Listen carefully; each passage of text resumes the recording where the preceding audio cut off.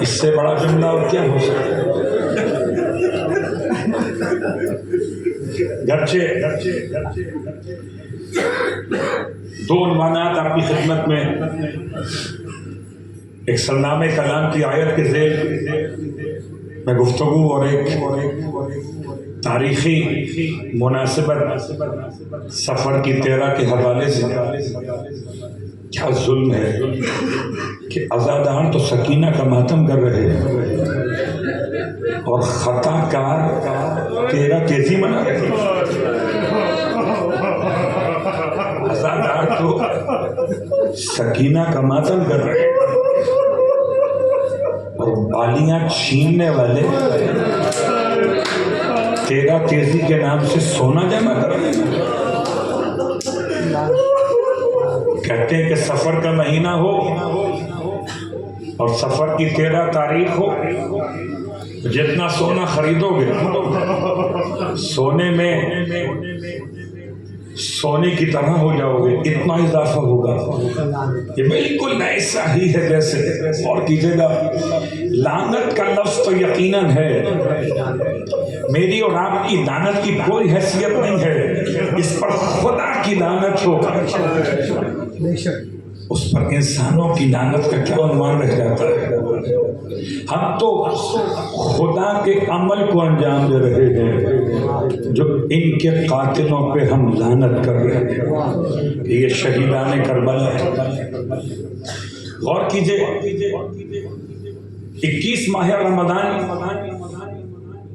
کیا عید منائی جاتی ہے؟ کیا 21 ماہ رمضان کے لیے کوئی روایات گڑی ہے کہ سونا جمع کیا جائے؟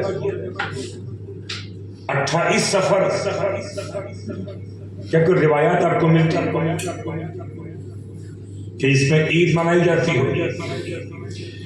ایک رسول خدا کا عنوان شہادت عید نہیں منائی جاتی، مولا کائنات کا روز شہادت عید نہیں منائی جاتی، شہزادی کونین کا روز شہادت اب چاہے وہ 3 جمادی ثانیہ ہو یا 13 جمادی اولا ہو، عید نہیں منائی جاتی۔ کوئی حدیث سے بتا نہیں دی۔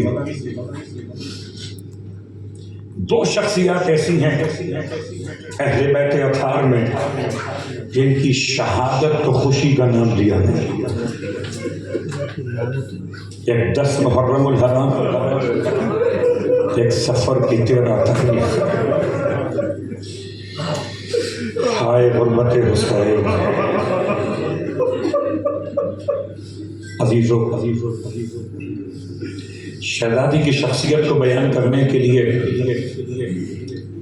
سرزمین مقدس سے نجف اشرف سے چند جملے آپ کی خدمت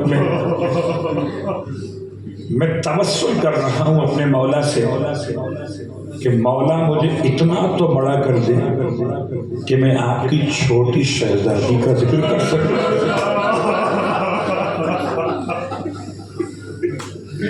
اس کا میں ذکر تو کر سکوں۔ آئیے اپنے عنوان کے اعتبار سے خالی یہ جملہ آپ کی خدمت میں، اور جملہ یہ کہ جوار امیر میں بیٹھ کر فقیروں کا مزاج لے کر صحبت سرکار سید الشہداء کا ارادہ کیے ہوئے سکینہ کے ماتم کو لطف ہو رہے۔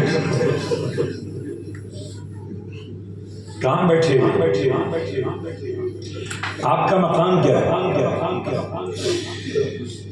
اتفاق سے آج بات ہو رہی تھی کہ لفظ جوار کے معنی کیا ہے، لفظ جار کسے کہتے ہیں؟ اللہ موجود ہے۔ جار کہتے ہیں پڑوسی کو، جار کہتے ہیں تو بالکل متصل ہو، اس کو ہم یوں بھی کہہ سکتے ہیں کہ اگر کوئی آب جاری ہو تو یہاں سے وہاں تک پہنچنے پر جاری کہا جاتا ہے۔ اس گھر کی دیوار اس گھر سے ملی ہے تو یہ جار ہے، اور جب جار کو صیغہ جمع میں جوار ہو جاتا ہے آپ بیٹھے جوار امیر المومنین میں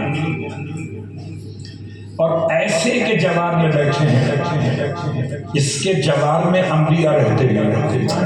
آج آپ انبیاء کے ساتھ بیٹھے ہوئے ہیں. کیا کہنے ہیں، واہ واہ واہ واہ. انبیاء کے ساتھ بیٹھے اس سرزمین پر جہاں خدا نے آواز دی تھی موسیٰ کو انی انا ربک، بے شک کہ میں تمہارا پروردگار. فخلع علیک، ہے موسیٰ اپنی دونوں جوتیاں اتار دیجئے. انک بالواد المقدس طویٰ، کہ آپ سرزمین مقدس طویٰ پر آ چکے ہیں. موسیٰ علیہ السلام حضرت شعیب سے اجازت لینے کے بعد چلے تھے. صفورہ بنت شعیب کو ساتھ لے کر آپ نے مدین سے مصر کے درمیان کا راستہ انتخاب کیا ہے اور راہ مدین اور راہ مصر کے درمیان ایک ایسی منزل آئی کہ شب جمعہ ہے اور حضرت موسیٰ علیہ السلام کے گھر خدا نے بیٹا عطا کر دیا.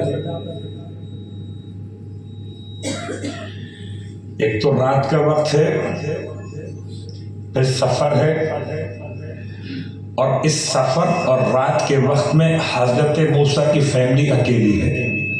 صفورہ بنت شعیب اور موسیٰ علیہ السلام، بس یہ 2 افراد.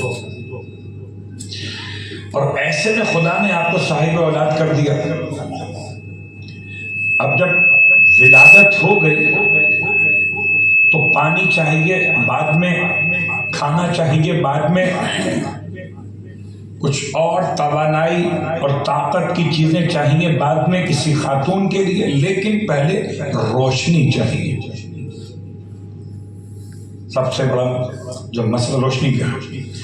تو حضرت موسیٰ علیہ السلام نے اپنی فیملی سے فرمایا کہ آپ یہاں رکیے، میں تلاش کرتا ہوں کہیں سے جلتا ہوا انگارہ مل جائے تو میں لے کر آتا ہوں تاکہ ماحول کو منور کیا جائے، کوئی نقصان نہ